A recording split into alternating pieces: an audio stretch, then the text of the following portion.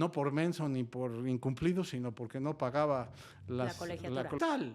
Oye, cuando alguien me hablaba de comprar una casa, construir una empresa, no, campeón, yo tengo que salir, o sea, a la cosa más elemental, tengo que hacer los pagos inmediatos, ¿no? Claro. ¿Cómo me muevo? ¿Dónde como? ¿Qué hago? ¿Dónde vivo? ¿Cómo? Oye, ¿y qué piensas del retiro? No tengo la más pálida idea. Las empresas que han tenido mi nombre de accionista en el haber de mi camino profesional, todas nacieron en servilletas. Yo siempre digo que lo que abre puertas son estos nudillos, ya ahora se hace en forma digital, pero hacía yo así, tocaba puertas, iba a citas y empezaba. Hablar de dinero o hacer preguntas de patrimonio era incómodo para mis padres. Como lo primero para ayudar, Mauricio, es no costar. Que una cosa es aprender a trabajar y otra cosa es aprender a ganar dinero. Okay. La decisión más difícil en el mundo de los negocios siempre es ponerle precio a algo que hasta que tu idea o tu propósito no tiene un choque con el mercado, no te has convertido en emprendedor. Eres un potencial emprendedor. Cuando chocas tu idea con el mercado y el mercado te responde, entonces nace un emprendedor.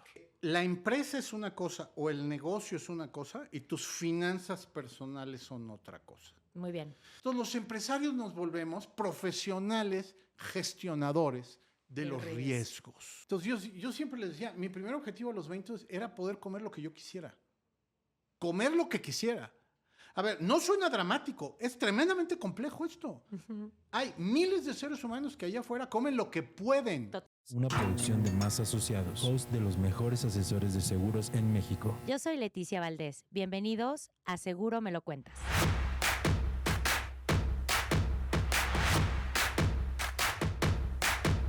Hola, hola amigos, ¿qué tal? ¿Cómo están? Bienvenidos a un episodio súper importante y especial para nosotros el día de hoy porque tenemos un invitadazo de lujo el día de hoy aquí en Seguro Me Lo Cuentas.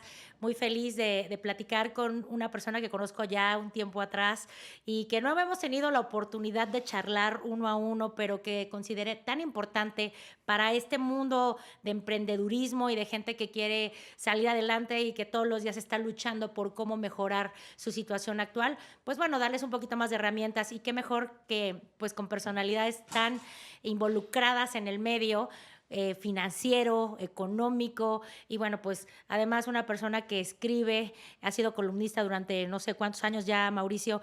Pues Mauricio Candiani está el día de hoy con nosotros, amigos, y pues espero que disfruten esta maravillosa entrevista que estoy segura que les va a encantar. Encantado. Bienvenido, Mauricio. Encantado de estar aquí contigo y con tu audiencia. Muchas gracias, Mau. Pues yo me siento muy afortunada de que hayamos coincidido. Sé que vienes de un viaje largo, seguramente el jet lag todavía te está cobrando alguna factura, pero bueno, con la emoción de siempre de presentarles a ustedes un contenido de calidad y que puedan aprovecharlo en cualquier momento de su vida. Mauricio, platícanos un poquito de ti. Nuestra audiencia está muy acostumbrada a historias pues reales, ¿no? Contadas desde su protagonista. ¿Cómo fue tu infancia? ¿Cómo se desarrolló tu vida pues de niño, ¿no? Aquí en la Ciudad de México, porque sé que eres ahora sí que mi paisano. Y vamos a platicar de eso, Mauricio, para empezar a calentar motores. ¿Qué te parece? Mauricio Candiani hoy es un empresario, tengo 52 años, efectivamente he vivido y crecido y educadome en la hermosísima Ciudad de México. Y aquí desarrollo mi actividad que consiste básicamente en tres cosas. Presido una organización que se llama Lenamenti Speakers. Es una empresa que tiene 18 años en el mercado y que afortunadamente ha consolidado una base de clientes en todo el país y fuera de México. Tenemos otra empresa en Estados Unidos que atiende el mercado de LATAM. Y yo mismo me considero un producto de mi propia compañía. Es decir, soy una lata del inventario de Lenamenti Speakers. Y entonces, de manera regular, llevo décadas dando conferencias en todo tipo de eventos empresariales, conferencias de negocios, conferencias de entorno, conferencias de finanzas personales y conferencias de emprendimiento cuando la circunstancia de la audiencia lo requiere así. ¿Por qué doy estas pláticas? Porque, entre otras cosas, siempre me gusta compartir con la audiencia y un poco ir diciendo cómo a los qués que nos estamos todo el tiempo preguntando, quienes hacemos cualquier cosa y quienes queremos crecer en un plan de vida gestionado con interés de hacerlo y no nada más de que la vida nos lleve a ver a quién sabe dónde, ¿no? Exacto, exacto. También creo que vale la pena decir que soy una persona que en su infancia tuve estas familias mexicanas que me has oído decir, nosotros éramos de la clase media mexicana típica urbana. Okay. Y que depende del año del sexenio que preguntaras, éramos clase media baja o clase media alta. Okay. Porque mis papás se la pasaban en esta gestión de crisis que había. Hay muchos jóvenes que esto no lo vivieron, pero en el México de los 80s había, pues de repente, crisis cada 6 años, ¿no? Entonces había años de mucho crecimiento, iba bien, la cosa medio se sentía que mejoraba y de repente, ¡pum!, venía un trancazo que hacía que si las familias no habían tomado buenas decisiones en los años de bonanza, pues la madera crujiera y crujiera de a de veras, ¿no? Y te enfrentaras con una realidad de golpes duros. Entonces vi y crecí en ese entorno donde los papás te quieren dar la mejor educación posible y el acceso al mejor nivel de vida que estuviera en su alcance, pero a veces la realidad y el entorno y mucho de su impericia para tomar ciertas decisiones financieras familiares, pues de repente nos ponían en circunstancias muy apretadas. Entonces, no crecí en una familia de carencia extrema, no lo quiero retratar así, pero sí crecí en una familia donde depende del día del mes se podían estar tronando los dedos, ¿no? O podían estar sintiendo que los vientos soplaban favorablemente. Y en ese contexto, donde había meses buenos, meses malos, años buenos, años malos, es que entré a mi vida universitaria. Yo estudié Ciencias Políticas y Administración Pública, curiosamente en medio del arranque de la crisis de los 90s. Okay. Entonces, a muy temprana etapa de mi vida universitaria, mis papás simple y llanamente no pudieron seguir haciendo frente al pago de la universidad. Ya no me da pena decirlo, mucho tiempo lo guardé en silencio. Para mí me sacaron de la universidad no por menso ni por incumplido, sino porque no pagaba la colegiatura. Y entonces ahí tomé una decisión de trabajar y estudiar a mi ritmo, pero sin irme a otra universidad de carácter público, sino manteniéndome en esa universidad. Y entonces, a la vuelta de unos años, pues fui un cuate que estudiando, trabajando y haciendo un poco de todo, me había pagado la universidad, había tenido mis primeros trabajos, estaba en mi primera función relevante en mi actividad profesional y muy pronto me inscribí a la maestría que también me financié. Entonces, a los 30 años, después de una serie de aventuras, ya era yo un cuate de esos, de librito, ¿no? Como dice el manualito, que habías terminado tu universidad, que habías terminado tu maestría en universidades, ambas muy prestigiosas, pero estaba yo en el arranque tardío de mi vida, digamos, profesional, patrimonial, personal, y había que construir un camino de vida. Y ahí decido irme hacia el camino de la formación de mis empresas, y pues lo podemos platicar, pero han sido varias, unas que prevalecen, otras que han tenido que cerrar porque las circunstancias de mercado ya no las favorecen, pero hoy soy una persona que vive con mucha pasión de sus negocios y todo el día haciéndolos crecer con mucho entusiasmo y un equipazo que me acompaña. Qué maravilla. Fíjate, me dices cosas como muy interesantes, pero una de ellas es que primero pues seguiste el by the book en la Ciudad de México, bueno, en México en general, en Latinoamérica, recuerdo perfectamente que era el como de que estudiaste, dime qué estudiaste y te diré quién eres, ¿no? Y además era la parte en donde sí había mucha validez y la única forma para una clase media de poder sobresalir ante pues los demás, era que tuvieras no nada más la carrera, sino la maestría, y pues eso es lo que hiciste.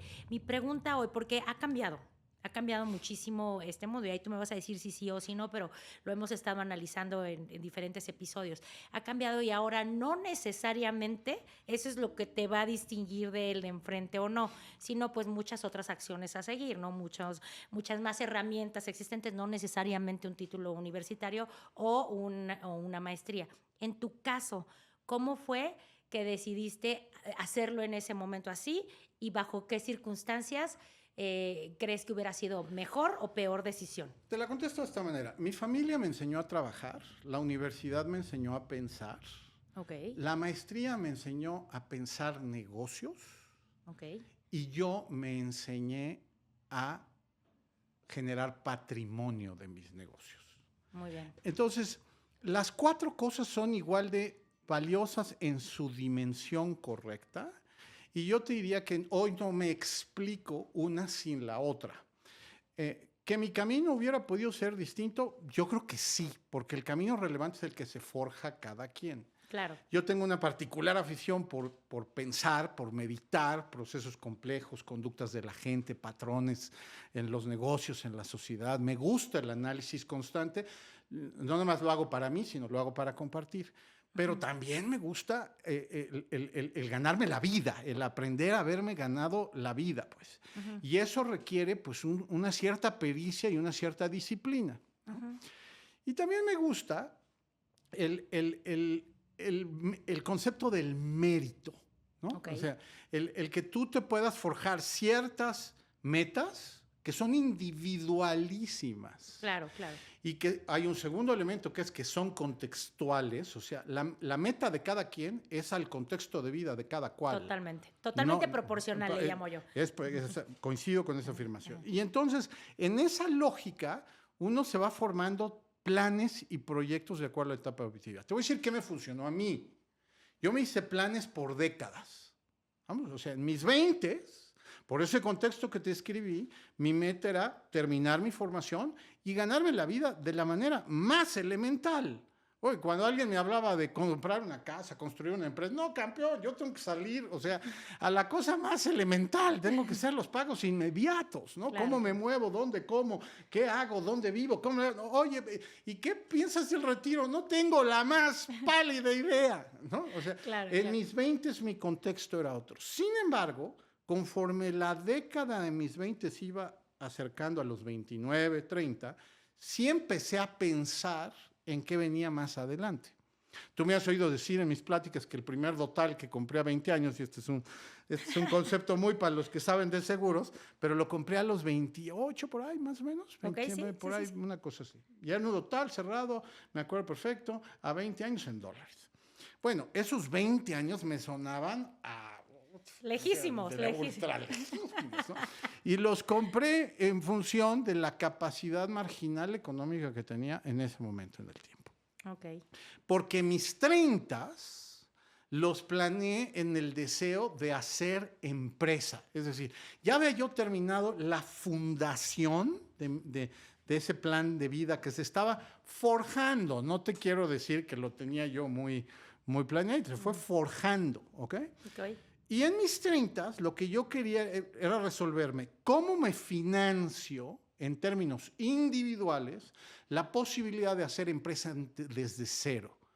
Y siempre le digo a quien lo quiere escuchar, las empresas que han tenido mi nombre de accionista en el haber de mi camino profesional, todas nacieron en servilletas, con socios elegidos que han sido importantes en el contexto de cada decisión. ¿Y es por qué en servilletas?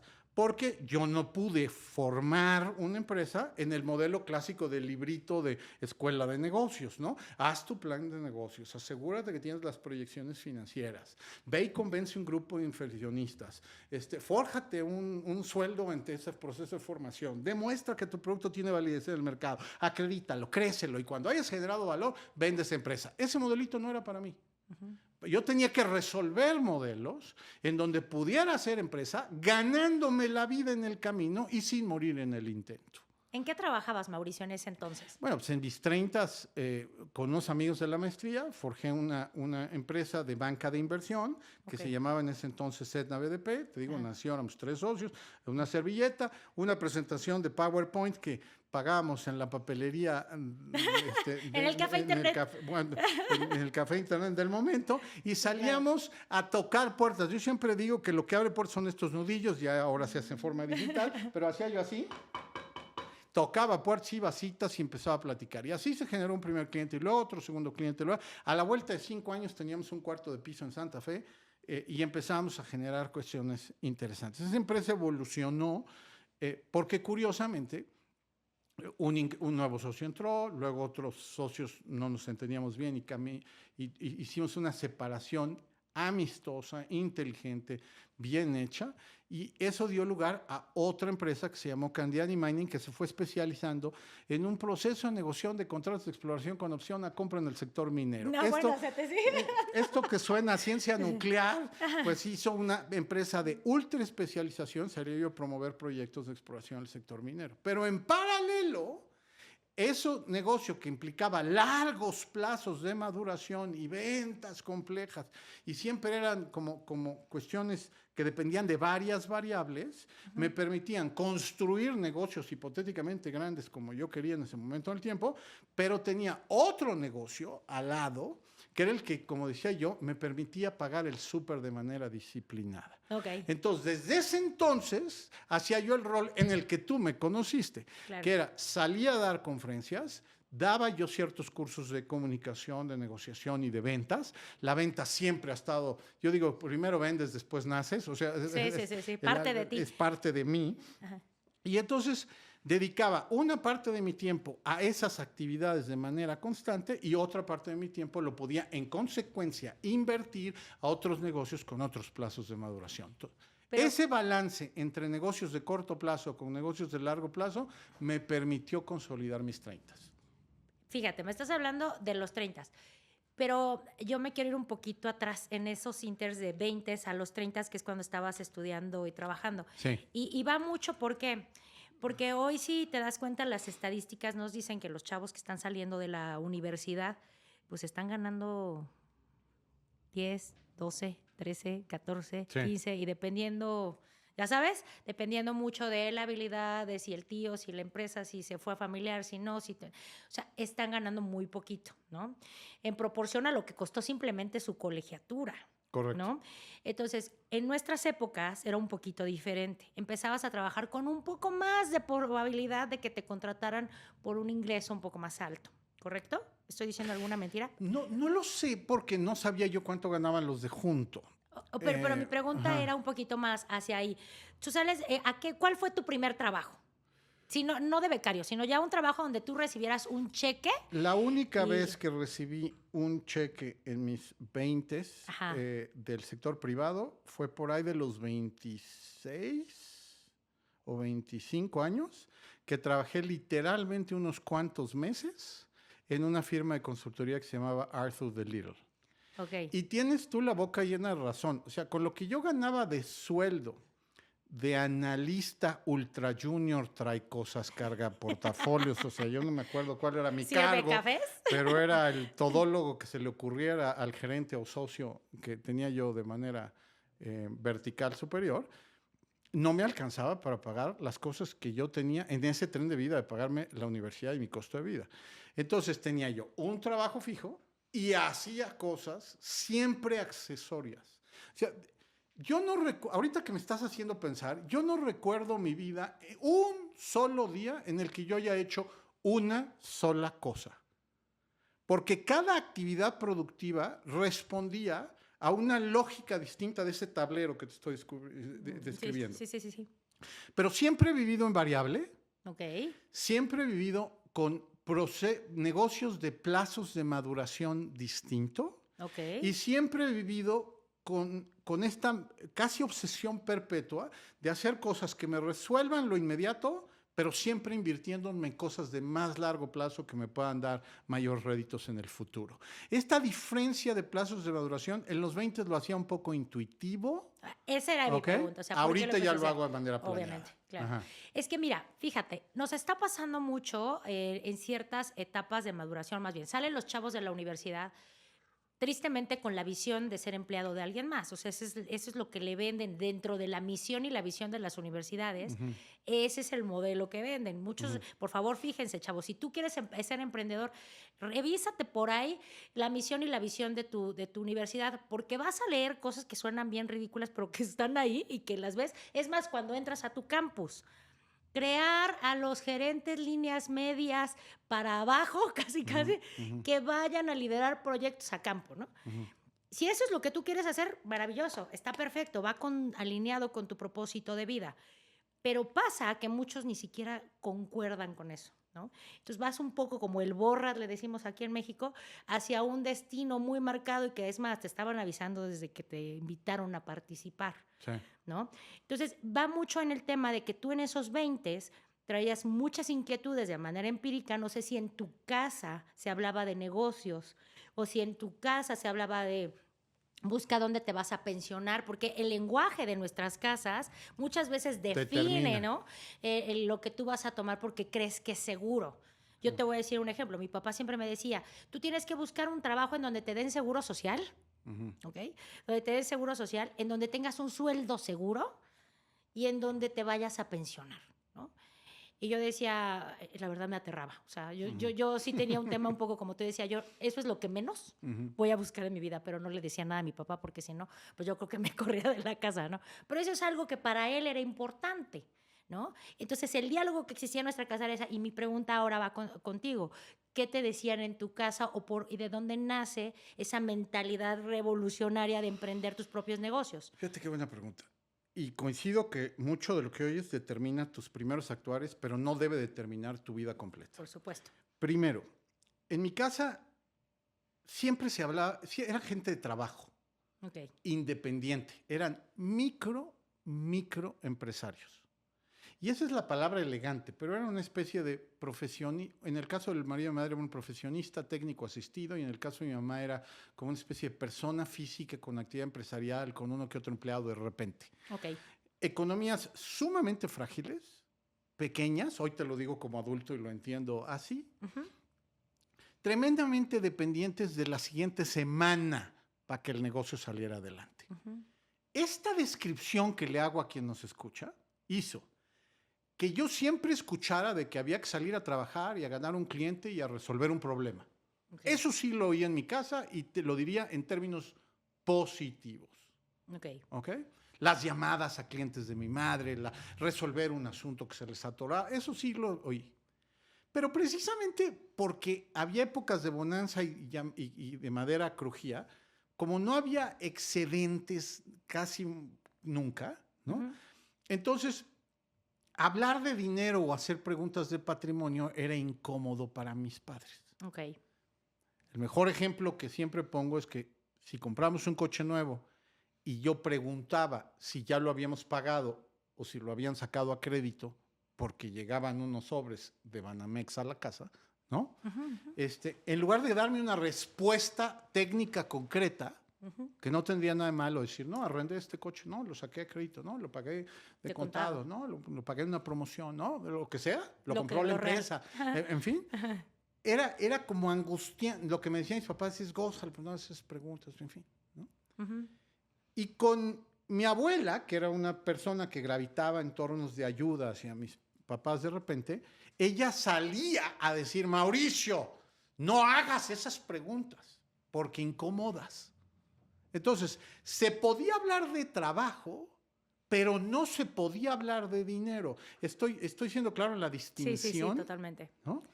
Entonces, aprendí que en mi casa podía compartir de lo que estaba trabajando, pero no podía hacer preguntas de dinero. Y mira que fui un poco tercón en hacer una pregunta y otra, pero no era. Me quedó muy claro a edad muy temprana en mi adolescencia que eso producía incomodidad.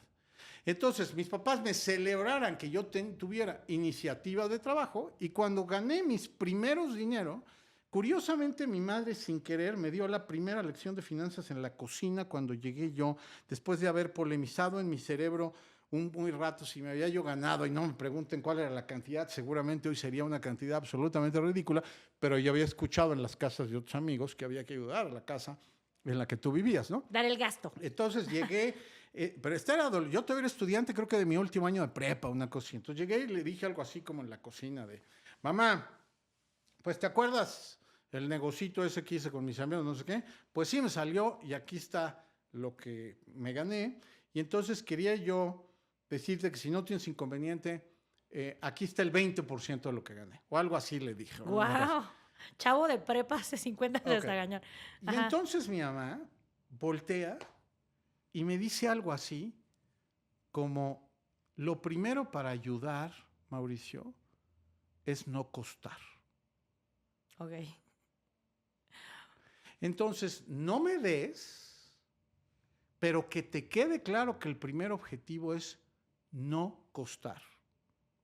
Sigue lavando, se hace un silencio así medio incómodo en la cocina y vuelve a dejar el plato y me dice, Mauricio, pero esto es no costar. O sea, no me pidas ni para chicles, una gasolina, un chunche, eso es no costar. Porque de nada sirve que ahorita me des 10 si mañana me vas a pedir 15. muy cierto. Esa fue la primera lección de finanzas personales de mi santa, pura y casta madre. Lo primero para ayudar es no costar. Entonces, a ese chavo universitario que nos está oyendo, o postuniversitario que nos está oyendo, yo decía, el primer paso de una vida independiente es tener conciencia de que no tienes que costar, no ayudar en tu casa, es no costar. En el nivel de vida que tú te quieras dar y en el nivel de vida que tenga tu familia, pero es no costar. Y si eso lo tienes claro, entonces muy rapidito en tu vida profesional empiezas a distinguir que una cosa es aprender a trabajar y otra cosa es aprender a ganar dinero. Totalmente diferente. Son dos cosas muy distintas. Entonces, en el mejor de los casos en las universidades, te enseñan a trabajar, a analizar, a resolver asuntos que ponen en tu mano. Y tú sales sabiendo, en el mejor de los casos, trabajar, resolver, analizar, y no tienes la más pálida idea de cómo vender, cómo ganar dinero, cómo resolver un conflicto, cómo crear valor, cómo traducir ese valor en algo vendible y cómo capitalizarlo y rentabilizarlo en un mercado. Esa es otra conversación. Otra historia y otra escuela. Es otra escuela. Entonces, ¿qué pasa? Podemos crear universitarios que aprendían o que aprenden después a ganarse la vida. Mi historia personal no es esa. Por eso, en ese sentido, no soy de librito. Yo tuve que aprender primero a resolver mi independencia en la vida y después a ser un estudiante universitario. Muy bien. Por tu circunstancia de vida. Entonces, y lo mismo pasó en la escuela de negocios. Yo tenía que trabajar, pasar a la escuela de negocios y cuando salí, que hagamos el plan de negocio. No, campeón, yo no tengo tiempo de hacer el plan de negocio. Yo tengo que hacer el plan para que vayamos a ver al cliente que ya estoy tratando de buscar para que nos reciba pasado mañana. ¿No? Sí. Esa es la lógica que creo que debe de imperar en cualquiera que quiera pues un poco salir más allá de esa carrera simple de encontrar un trabajo, ganar un sueldo y pues hacer su trabajo bien y esperar que le paguen bien. En eso yo no puedo dar consejos porque no he pedido trabajo más que creo que una vez en mi vida y me lo dieron de chiripa, que fue ese Arthur Delir. No, pero fue también una parte de aprendizaje de tal vez algo que no querías transitar en tu vida. No era por ahí el camino. Exacto, y lo probaste y dijiste no y no pasa nada. Lo más importante es que vas probando cosas, pero cosas que te van encaminando a tu objetivo real, ¿no? Sí. Que eso fue lo que ya hiciste en tus 30s. Sí. Empezá a arriesgar y tenías una mentalidad y una estructura ya bien formada en tu, ahora sí que valga la redundancia, en tu formación académica, en donde te decías, yo tengo que tener algo inmediato para subsistir, para mis chuchulucos, para mi gasolina y para comer, Sí. pero después tengo que tener un plan A, un plan B y un plan C. Correcto. O sea, hasta allá. Y esa madurez y ese, digamos, activarte en ese camino de emprendedurismo, porque ahí ya estabas emprendiendo. Totalmente. ¿Cuál fue, si nos pudieras platicar, la lección más grande en el emprendedurismo del de corto plazo? Porque los otros sé que hay otros horizontes, pero en el de corto plazo, ¿alguna anécdota o alguna historia o algo que les pudieras compartir a la audiencia de decirle, esto te puede pasar y aguanta? O esto no deberías de hacer porque te va a costar más trabajo. Un poco de tip financiero, ¿no?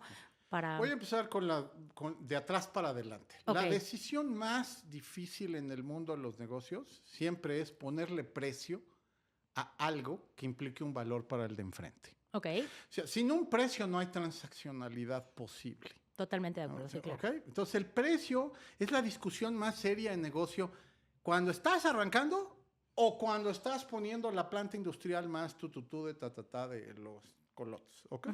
Siempre el precio es motivo de discusión.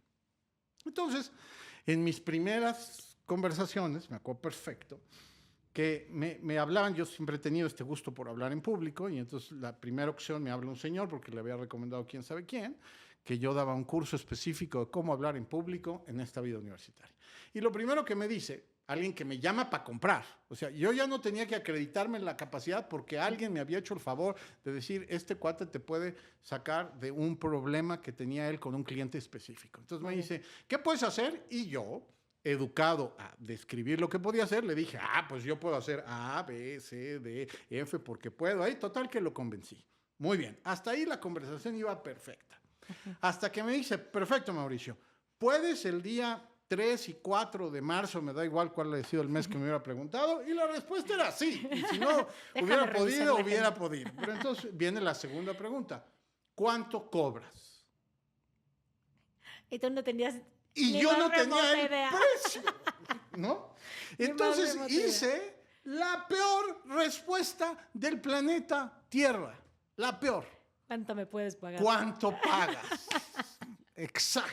Creo que varios hemos pasado por ahí. Bueno, y entonces ese primer caso, que hijo, ahorita me acuerdo como si fuera ayer, caray.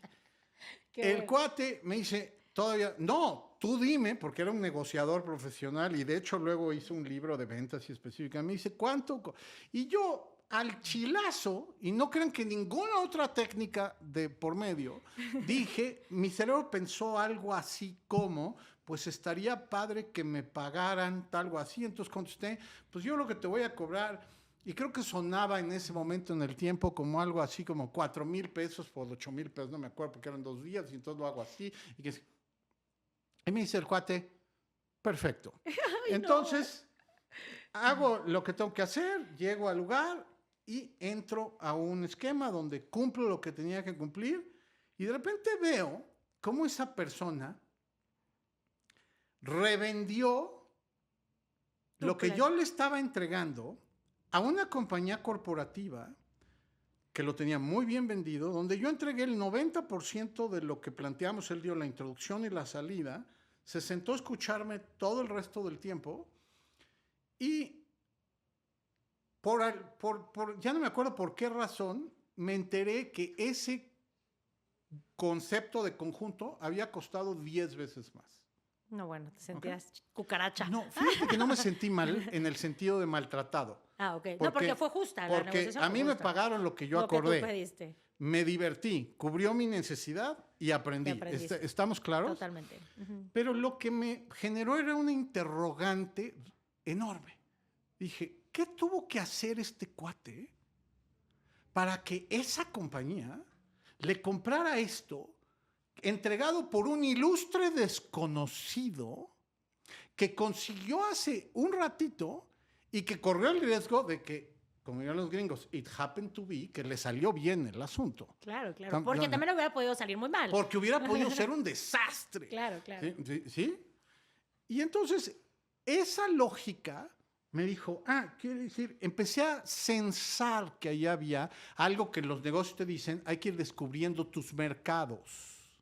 Y hoy, curiosamente, en la mañana, antes de venir para acá, estaba en una junta de consejo donde un cuate presentó un planteamiento y estaba calibrando una específica cosa de mercado y estaba decidiendo cómo organizar su empresa para eso. Es un empresario que hace cuenta que era el yo de esos 30 años. ¿Estamos? O de esos 20 y pico de años. Te trasladaste ahí. Me trasladé. Entonces, yo les diría, la decisión más compleja que uno tiene cuando está emprendiendo es ¿cuánto vale tu tiempo?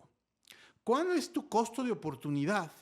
¿Cuánto vale ese servicio o ese producto que tú estás resolviendo para un mercado específico? ¿Qué tanto has estudiado los precios de tu, entre comillas, competencia? Porque si no eres una empresa en funcionamiento, todavía no eres un competidor. Pero ¿cuánto vale eso en un producto equivalente? Y hay una especie de regla, no necesariamente escrita, pero es una regla de sentido común en el mundo del emprendimiento.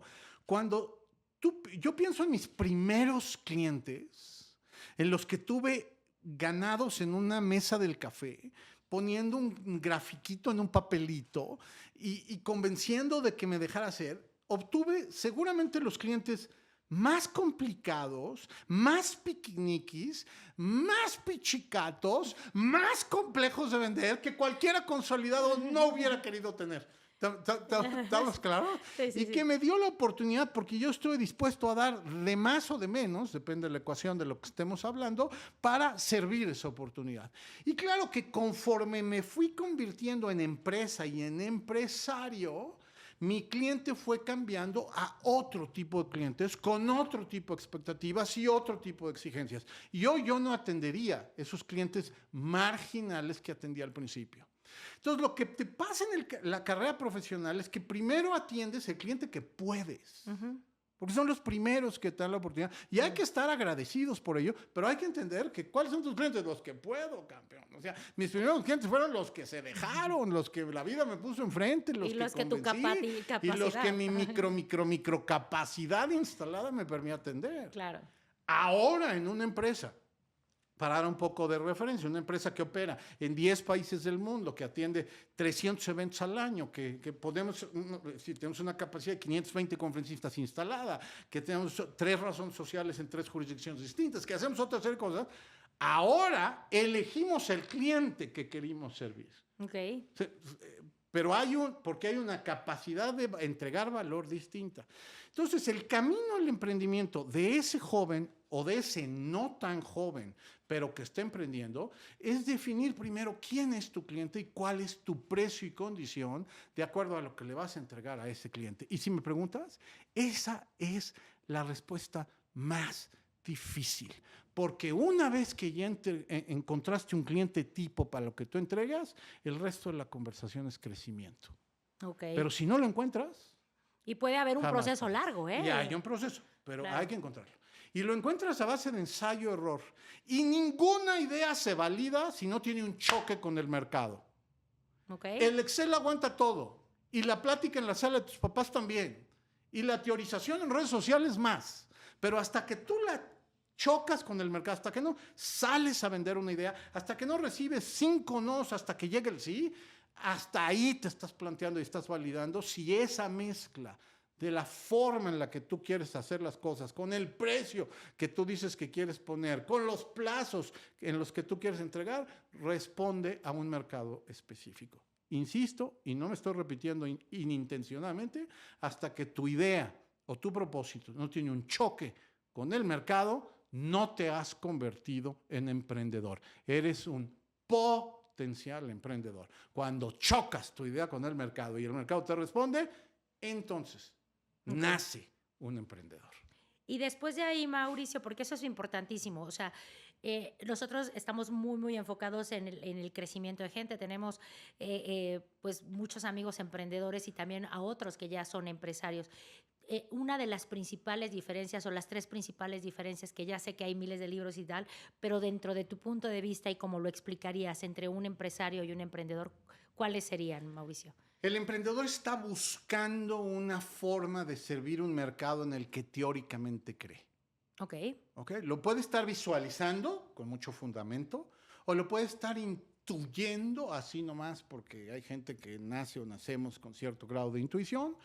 O lo puede estar leyendo porque es una persona muy analítica y entonces descubrió que ahí puede haber un determinado nicho que de tal o cual forma se puede servir. Y en esa intención de hacerlo, el emprendedor básicamente lo que está decidiendo es, con estos recursos normalmente limitados y escasos que se tienen, puedo servir ese mercado específico y entonces lo prueba. Hay una especie de ensayo-error, hay una especie de validación de ideas y ahí está emergiendo un emprendedor. Okay. No hay modelo de negocio determinado, no hay base de clientela construida, no hay flujo de efectivo constante y mucho menos hay una estructura que lo soporta. ¿Estamos claros? Sí. Hay un comienzo. En el momento en que ese emprendedor valida que ya puede hacer cierta cosa o entregar cierto producto y ya encontró un mercado que puede servir, lo natural es que quiere encontrar otro igual y otro igual y otro igual. Entonces, tiene que agarrar ritmo y momentum para crear una escala mínima. Si no genera esa escala mínima, ni va a construir empresa, ni se va a poder construir un empresario. Eso no quiere decir que sea mal. A lo mejor va a poder hacer 3 o 4 negocios casuísticos, o 10, o 20, pero no dejarán de ser casuísticos. Sí, totalmente, totalmente.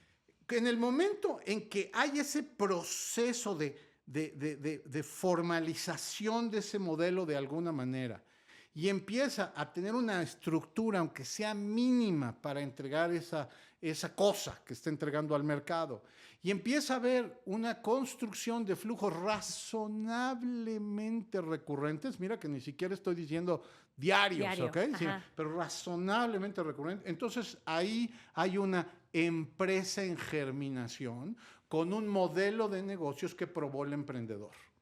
Okay. Y esa empresa, entonces, lo que busca primero es cierta escala y luego aceleración. Porque la escala te permite crecer la estructura, llegar a más de esos clientes que has podido descubrir que puedes servir en un mercado, y eso te permite, una vez que profesionalizas, rentabilizas e institucionalizas, te permite acelerar tu negocio a la escala que te sientas cómodo como empresario. Muy bien. Y te conviertes en un empresario cuando por fin tienes una empresa cuya estructura, modelo de negocio, paradigmas instituidos y procesos en sitio atienden de manera recurrente un mercado y lo sirven bien, aunque tú no estés presente. Eso es importantísimo, ¿eh? O sea, esta parte que nos acaba de explicar Mauricio, es a veces el parteaguas, porque hay mucha gente que dice ser empresario afuera y que dices, no, mijo, o sea, eres un autoempleado en muchos casos, ¿no? En donde tu negocio funciona así, solo si tú estás frente a él o en la operación constante.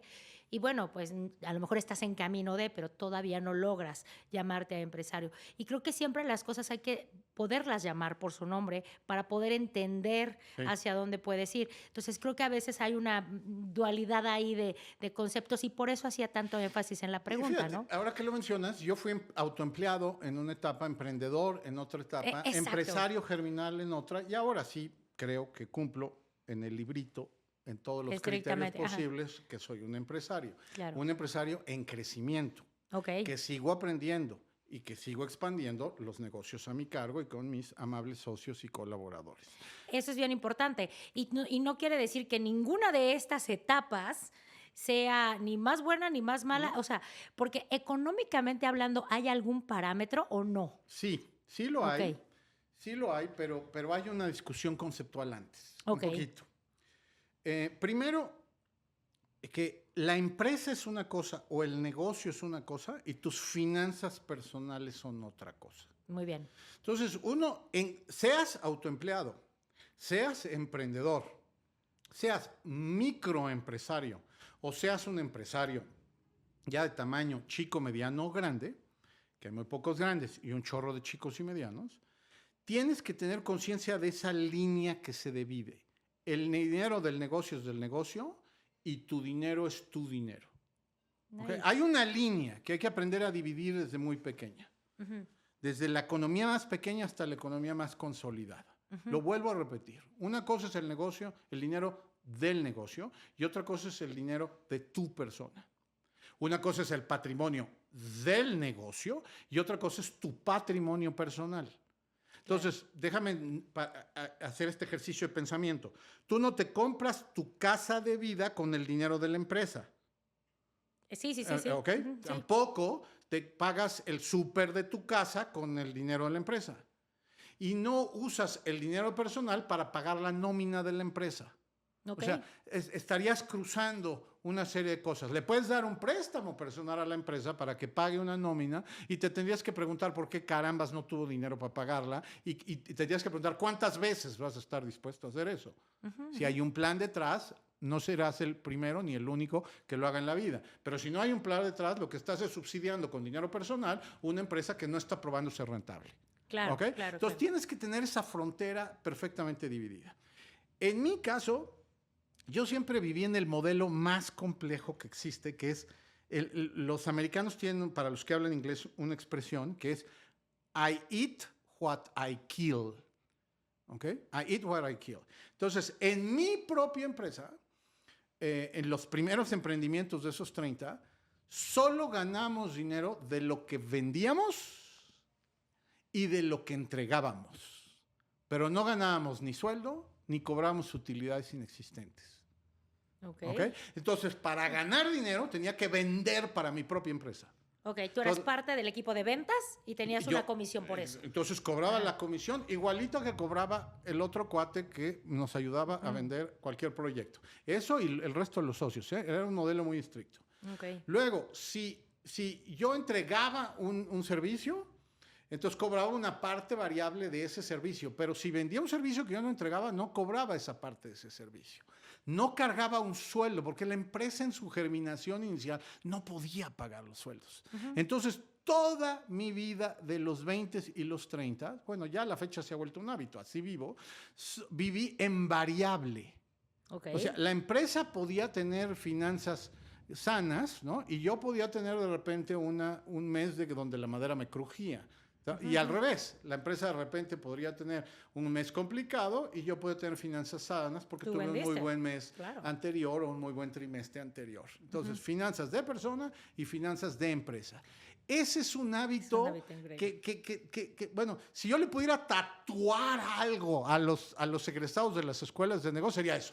Así, en una mano tienes las manos de la empresa, en otra mano tienes las finanzas de tu persona. Y en ninguna de las dos ni debes de jalar de más, ni debes de poner de menos. Okay. Porque hay empresas subinvertidas, extra jaladas, y hay vidas sobrefondeadas, ¿no? Que no tienen una capacidad para fondearse ese nivel de vida. Entonces, en finanzas personales, lo que aprendemos es a distinguir. Una cosa es la talla de la persona o la talla de la empresa. Entonces, tú puedes tener una microempresa con una persona viviendo muy bien. Si eso hace feliz a la persona, yo no tengo ningún problema, mientras microempresa esté bien gestionada y las finanzas personales de ese individuo estén en orden. Porque hay una congruencia. Porque hay una congruencia, ¿ok? Lo que no puedes tener es un empresario en abundancia con empresas en borde de quiebra. Claro. Eso me parece éticamente cuestionable. Sí, totalmente, ¿Ok? Sí. Y tampoco se vale lo contrario. Una empresa súper bien financiada, súper vendedora, con un empresario que se está tronando los dedos para pagar la luz porque no ha sacado dinero de su propia empresa. No, a ver, ni tanto que queme al santo, ni tanto que no le alumbre. ¿Estamos? Entonces, sí, claro. El equilibrio de esas dos cosas es importante. Pero el empresario es una persona, ahora sí estoy hablando del empresario, que tiene que construir una estructura que produzca ingresos razonablemente constantes en un mundo estructuralmente incierto. Entonces, eso de que sueldo es igual a certidumbre, empresa es igual a incertidumbre, es cierto. ¿Y por qué es cierto? Porque en medio hay un riesgo. Entonces, los empresarios nos volvemos profesionales gestionadores de los riesgos. El que no quiere correr ni medio riesgo, entonces vive feliz en el mundo de un salario fijo, en una empresa razonablemente constituida, que le dé ese grado de certidumbre que lo haga sentir feliz. Oye, ¿por qué no me pagan mucho más? Porque no estás dispuesto a correr riesgos. Que pueden ser riesgos controlados, riesgos moderados o riesgos diferidos. No tienen que ser los riesgos de aviéntate del piso 14 y a ver si vuelas, ¿estamos? Pero la palabra riesgo es consustancial a aquel que quiere emprender o aquel que quiere hacer empresa. El que vende y gana comisiones está corriendo el riesgo de su tiempo. Yo salgo a buscar un cliente, salgo a buscar esto, gestiono un proceso de venta y si lo logro, voy a ganar un ingreso más que proporcional a que si solo me hubieras pagado el ingreso fijo en la economía de mercado de sueldos fijos de un país como el nuestro. ¿Okay? Por eso te dan un cacho del negocio. Puede ser cachito o cachote, depende del negocio del que estemos hablando, pero no deja de ser un cachito. Claro, ¿okay? Claro, porque tiene que ser negocio. Porque tiene que ser negocio que tú vendiste y produjiste. Claro. Entonces, no sabes cuántas veces he tenido la conversación con gente que trabaja conmigo y ya tiene un nivel de sueldo específico y de repente te dice, oye, yo quiero ganar más dinero, ¿qué tengo que hacer? Y de entrada le digo, pues dejar de hacer esto que estás haciendo porque te queda muy poco más. O sea, este puesto te podría pagar un poquito más, pero seguro no va a pagar más que esto. Claro. Porque además, si cuestas más, saldría más barato llevarte otra función y traer a alguien que lo haga igual de bien que tú, mejor, por ese mismo, porque hay muchos allá afuera. En cambio, si tú eres una persona que vende, que sabe configurar, que resuelve riesgos, que resuelve estructuras, que toma decisiones, esas 5 cosas que acabo de decir son las que más pagan en el mundo. Entonces, no es casuístico que un empresario, escúcheme, que absorbe riesgos, dirige una estructura, genera un proceso de flujos en un entorno de incertidumbre, sabe vender y hacer negocios, pues, ¿qué crees? Estadísticamente es más probable que gane más. Totalmente. Claro, claro. Y simplemente, no nada más por toda la estructura que dices, creo que aquí para los que nos están escuchando es que te tienes que, o sea, la persona que está arriesgando más tiene más probabilidades de ganar. En esa misma proporción, no es casuístico. Mucha gente dice, es que bueno, no, ese cuate gana mucho, pero tú no sabes toda la parte detrás, cuánto tiempo, cuánto esfuerzo, cuánto riesgo ha implicado el tener ese tipo de vida o ese tipo de ingresos o ese tipo de negocios, ¿no? Claro. Y es mucho el riesgo y mucho, hay unos que se llevan la vida en ese riesgo, ¿no? Sí. Yo siempre digo, hay gente que tiene el carácter o el corazón, como le decimos acá a los mexicanos, que no es corazón, es más carácter, creo yo, el poder arriesgar, ¿no? Y dejar esto seguro en un negocio, o más bien en una empresa que ni siquiera, la verdad, no conocen ni al dueño, ¿no? O sea, eso es lo que está pasando acá. Y eso es para lo que muchas de las universidades preparan. Correcto. No hay ese nivel de riesgo en muchas cosas y creo que tenemos la responsabilidad de compartir este tipo de información para decir, el que está emprendiendo pone todo, muchas veces hasta lo que no tiene en el asador para poder lograr una meta, un sueño de una empresa o de crear algo, ¿no? Sí. Y esa parte me gustaría que nos compartieras, o sea, nos dijeras 5 cosas o tips para los chavos que están soltando pues, la vida corporativa, lanzándose un poco a este ruedo de emprender algo con la firme idea de convertirse en algún momento en un empresario de éxito. Pues habría 5 cosas muy concretas. Primero, aprende a vender. Ok, aprende a vender. Lo que quieras. Vender. Como alguna vez le dije a mi esposa, porque no todo ha sido bonanza, ha habido uno que otro año que, ay, jole, la cosa se pone... El riesgo, lo que decíamos, de pronto se detrás pone no ves. compleja. Pero digo, Claro. no, a ver, de hambre no nos vamos a morir jamás. Ok, yo ahorita salgo aquí a Avenida Reforma y me dan algo y lo vendo. O sea, aprender a vender. Porque aprender a vender supone la capacidad, no nada más, como dicen las escuelas de ventas clásicas, de distinguir características, establecer ventajas respecto a la competencia, establecer beneficios personales y poder argumentar de manera proporcionada el valor y precio que tú vas a informar al cliente y dar el seguimiento adecuado hasta el cierre de la transacción y aprenderte que la venta se cierra cuando la caja suena, ¿ok? Sino esta sensación de qué tanto exponer, cuándo callar la boca, cuándo te toca escuchar, cuándo tienes que decir el punto adecuado, cómo administrar los tiempos, cómo saber pedir el pedido, cómo saberle cobrar a alguien que no está pagando de manera pues cumplida o rigurosa o conforme el negocio lo exige, cómo saber nutrir esas relaciones para que el negocio sea repetido y constante. Eso es lo que uno aprende cuando aprende a vender. O sea, aprender a vender no es argumentar, no es echar choros, no es ser merolico de corbata. Aprender a vender es aprender a dominar un proceso comercial específico respecto de un producto o un servicio o un proyecto que tú has elegido que tiene méritos para ser vendido. Ese es número 1. Cuando tú aprendes a vender lo que sea. Lo que sea. Un Tupperware o un jet privado. Claro. Un producto de seguro o una paleta en la esquina. Aprender a vender es una habilidad en sí misma. Totalmente. Los más de los empresarios que yo conozco son muy buenos vendedores. Muy buenos. Cada uno con su estilo y sus formas. El mosaico es muy variado, pero saben vender. Ok, punto número 1. Segundo, Muy bien. saber organizar un proyecto. Y en eso las universidades sí tendrían, y desde las prepas mismas, ya no nada más le echemos a las universidades, las familias mismas, debemos de enseñar a nuestros hijos a organizar tiempos, formas, capacidades, niveles, riesgos, contingencias, planes A, planes B, proyecto. Okay. Las familias mismas. Un viaje personal es un proyecto. Y si aquí me está oyendo una mamá de una persona de 14, 15 años, la próxima vez que vaya al aeropuerto, pregúntale a su hija, ¿qué sala tenemos? No sé, mamá, pues averígualo, porque cuando uno está en un aeropuerto, tiene que ver la sala, y tiene que ver esto, y tienes que ver acá. Y ayuda a tus hijos adolescentes a ver lo que otros no ven. Muy padre. ¿Ok? Sí, sí, Entonces, es un tema de organizar proyectos, supone una cosa que es vital, que es la administración de los tiempos. Okay. No hay negocio posible sin la administración de los tiempos, porque hago un paréntesis para los empresarios, los negocios son eternamente una lucha de caja contra tiempo. Sí, totalmente. ¿Ok? Cierro el paréntesis. Entonces, organización de proyectos, proyectitos, proyectotes. ¿Ok?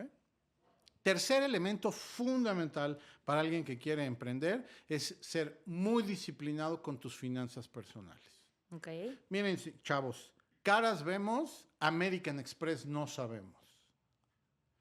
Yo ya me cansé de ver empresas que dicen que son muy exitosas porque su Facebook así lo dice, y vino la primera pandemia y tronaron a los 2 meses porque estaban endeudados hasta la camiseta.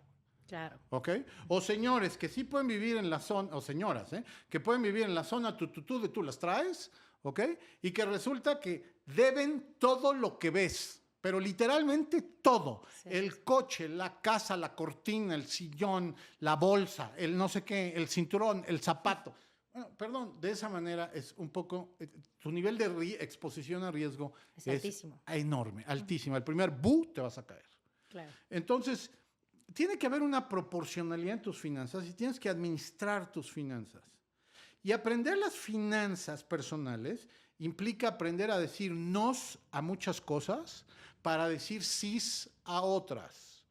De lo que me han escuchado en este podcast, yo dije no a muchos reventones, viajes y chunches que sonaban divertidas en mis 20s, en mis 30s, para decir sís a otras. En mis 50s sigo diciendo nos a una serie de cosas para poder decir sís cuando tenga 70, 80, porque planeo vivir ese ramo de la vida. Es decir, uno tiene que saber decir no y sí en las cosas más personales de la vida y hablar de dinero con quien tengas que hablar. Número 4, tienes que entender de finanzas.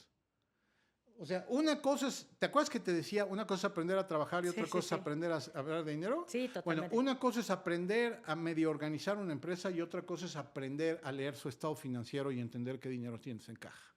No hay manera de ser empresario grande si no sabes distinguir un flujo de efectivo, entender un estado de resultados, saber lo que significa una cuenta por cobrar, una cuenta por pagar, una contingencia fiscal, un efecto fiscal secundario, Tienes que aprender a hablar el lenguaje de las finanzas. Pero no importa qué te dediques, ¿eh? Oye, es que yo soy médico, es que yo soy ingeniero, es que yo soy profesor, es que yo soy uno de estos jardineros. Sí, pero si quieres tener una empresa de 200 jardineros, tienes que aprender de finanzas. Claro.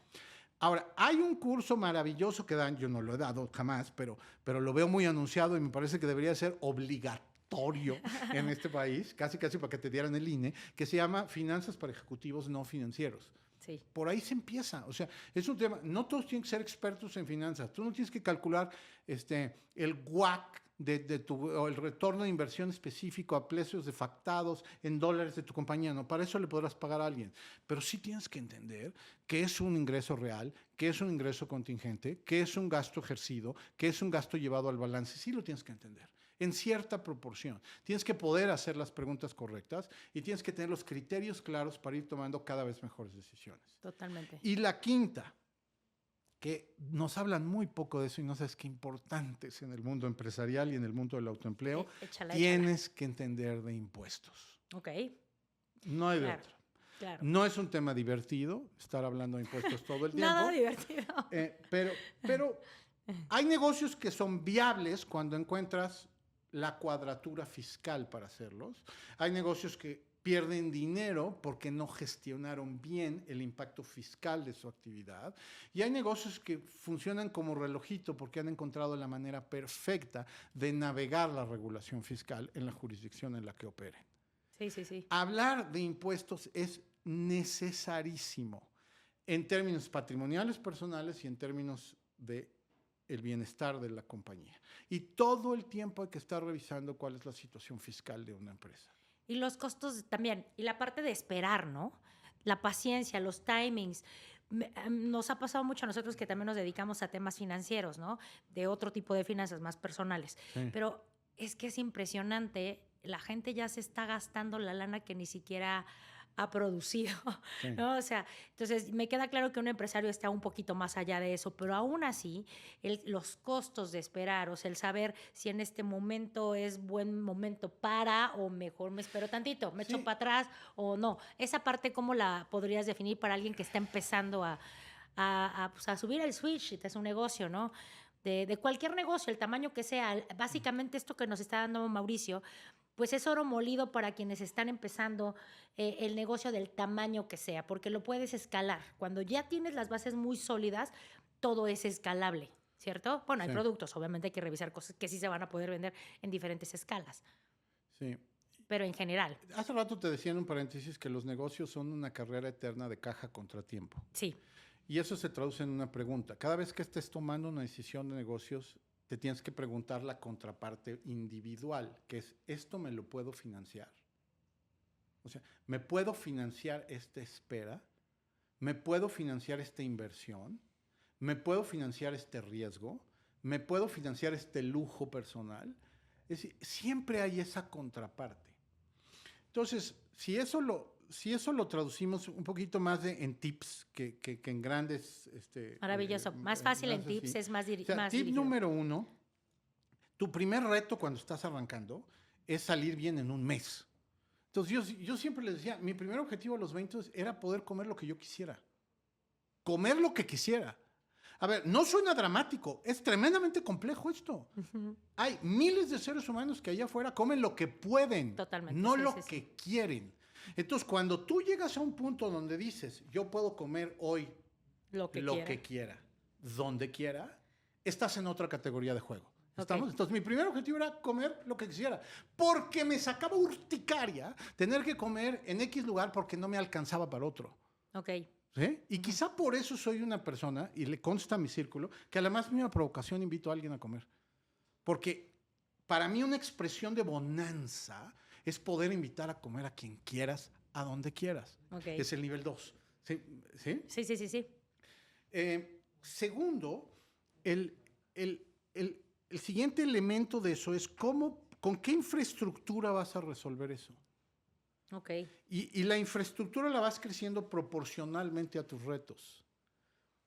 Pero no pienses primero en la infraestructura y después el reto. Es primero el reto y después la infraestructura. Claro, claro. Porque hay N maneras de resolver la infraestructura. Exacto. ¿Ok? O hasta sin infraestructura. Cuando está bien hecho el reto, es que La es puedes que resolver. puedes- Siempre, no quiero decir sin infraestructura porque todo negocio requiere de No, cierta yo lo sé, infraestructura básica. pero a veces Pero- es que es tan relativo. Pero no la tienes que tener para resolverla. Exacto. Es O sea, quizá lo que existe sí, comunicar. es un poco ¿no? lo que decías, era en el café internet. Exacto. O sea, no tener la infraestructura, teniendo más los medios y la meta muy clara. La otra cosa es que la oportunidad la tienes que buscar proactivamente. Ok. A ver, ninguna oportunidad llega. Yo siempre chacoteo un poco con los chavos. Hace mucho que no doy conferencias en universidades, pero cuando iba ahí, ¿tú qué quieres ser? Le preguntaba. Pues yo quiero ser CEO de... Y me daban un nombre de una compañía. Yo quiero ser el empresario. Ok. ¿Y en qué estás hoy? No, pues yo ahorita estoy haciendo mi test. Muy bien. Entonces yo les chacoteaba, les decía, mira, bueno, pues la probabilidad estadística de que alguien llegue a tu casa, toque la puerta y diga, oiga, por casualidad, aquí está un potencial joven que en 20 años pueda ser el CEO de la compañía para que se venga a trabajar con nosotros, tiende a cero. Digo, Sí, totalmente. a lo mejor existe en Luxemburgo, yo no sé, pero aquí no. ¿Estamos? O sea, Sí, tiende no. a cero. La oportunidad hay que salir a buscarla. Sí. Todos los cuates que han encontrado negocios nuevos y cosas nuevas o quehaceres nuevos en la vida, las más de las veces salen a buscarla. O sea, sí hay el efecto de descubrimiento. Yo siempre estoy atento a las personas de mi entorno porque he descubierto pepitas de oro por aquí y por allá. ¿Ok? Pero en general son gente que sale a buscar las cosas. Entonces comenta tu proyecto, platica por acá, pide una cita, rebota por allá, pide un consejo, haznos que te impresionarás la cantidad de gente que te va a dar puntos de vista o que te va a abrir una puerta, nada más por haberlo compartido, preguntado y pedido. Sí, Ok. totalmente. Sí. Y el otro tip así que me parece que es importante que los chavos resuelvan es la decisión más relevante que tú vas a tomar respecto de tus finanzas personales es cómo vas a vivir tu familia y tu vida en pareja. Eso es que esa es, creo que la que nos podríamos llevar una hora, pero Bueno, ya no tenemos esa la tanto tiempo. platicaremos otro día. En otro día. Pero ¿con Pero qué quién vas a importante. compartir ciertas decisiones? Pareja, socios y asociados es una decisión muy relevante. Muy relevante. Que en algún momento comentaremos, que hay que Sí. pensarla muy bien. bien. Tú sabes, yo tengo muchos amigos que de pronto pues se han empezado proyectos importantes y todo va súper bien hasta que se casan. Qué Y guau. entonces dices, no, nada más estaba, tenía atributos físicos increíbles y todo, miel sobre hojuelas, pero cuando se trataba del negocio era de ¿por qué vas a llegar tarde? ¿O por qué vas a salir a comer y no me llevas? ¿O por qué Ay, no, estás...? qué O sea, horror. unos Ay, no. temas así que dices, Qué o sea, horror. que ves cómo jalan, o sea, si lo pudieras Sí. describir, es como que están jalando hacia abajo a la pareja y no terminan más que por hundirla, ¿no? O sea, entonces dices, qué importante el decidir desde un principio con todas estas metas alineadas. Sí. ¿No? Alineadas. Digo, no va a ser perfecto, pero va a haber cosas que se puedan negociar y ahí viene la parte de negociables y no negociables y demás, pero sí es muy, muy importante. Y ese, qué bueno que lo tocaste porque no lo hemos tocado en estos puntos. Hemos tenido algunos otros podcasts financieros y este creo que es la cereza del pastel. Sí. Y hay un último, ¿eh? Ay, a ¿Con ver, quién- dale. ¿Con quién te rodeas como Por equipo supuesto, de trabajo? O por sea, supuesto. hay que rodearse con la gente trabajadora, productiva, entusiasta, chapaladante, resolvedora. No hay que rodearse de los quita energía, de los robaideas, De los chupamirtos. de los chuparrecursos, o sea, no, eso uno lo escoge. Sí, totalmente. Y uno forja sus círculos. No todos nacimos en el círculo idóneo para las empresas, pero todos nos podemos hacer el círculo idóneo para nuestros negocios. Sí, qué interesante. Y eso es algo que alguna vez a un conferencista, hace mucho, tenía 19 años y me aprendí la frase. Este conferencista ya murió, pero fue muy exitoso en su momento y tú lo has de haber escuchado por ahí, Miguel Ángel Cornejo. Por supuesto. Él tenía una frasecita de las que yo amo tecnología al obvio, que decía, lo semejante atrae a lo semejante. Sí. Entonces, cada vez que yo me encuentro criticando al de junto, digo, ay, cuidado. Espejéate, No te vaya a espejeas. ser que yo sea el semejante de aquel. Entonces, nada más acuérdense de esto. Tú quieres ser un empresario, quieres ser un emprendedor, quieres ser un cuate exitoso, júntate con esa gente, busca ese círculo, habla con ellos. Y un día te vas a descubrir en una agenda maravillosa, de esas que sí tenemos algunas personas, donde todos los días de la semana estás hablando con gente interesante, estás hablando de cosas interesantes, estás buscando cómo hacer las cosas hacia adelante y estás construyendo soluciones de problemas, no al revés. Si llegaste a ese momento, ya estás en la ruta indicada y si no, síguela buscando. Síguele. Pues Mauricio, está increíble, nos podríamos pasar horas, eres un cúmulo de información que además compartes de una manera muy natural, muy única. Muy, muy padre, a mí me encanta escucharte, te he escuchado muchas veces, te voy a seguir escuchando seguramente por ahí, nos vamos a encontrar en el camino en este mundo en donde te rodeas de gente exitosa y gente fregona, pues me siento muy afortunada de estar rodeada de gente como tú y pues de ese tipo de personas son las que tenemos que rodearnos, chavos. Muchas gracias por escucharnos, muchas gracias Mauricio por estos minutos de compartir un poco de lo que sabes, ¿no?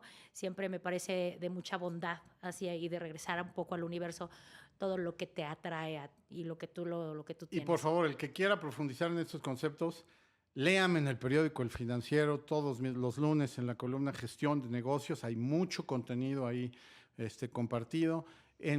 Yo soy más tuitero que de otras redes, pero estoy en Twitter en @mcandianigalaz.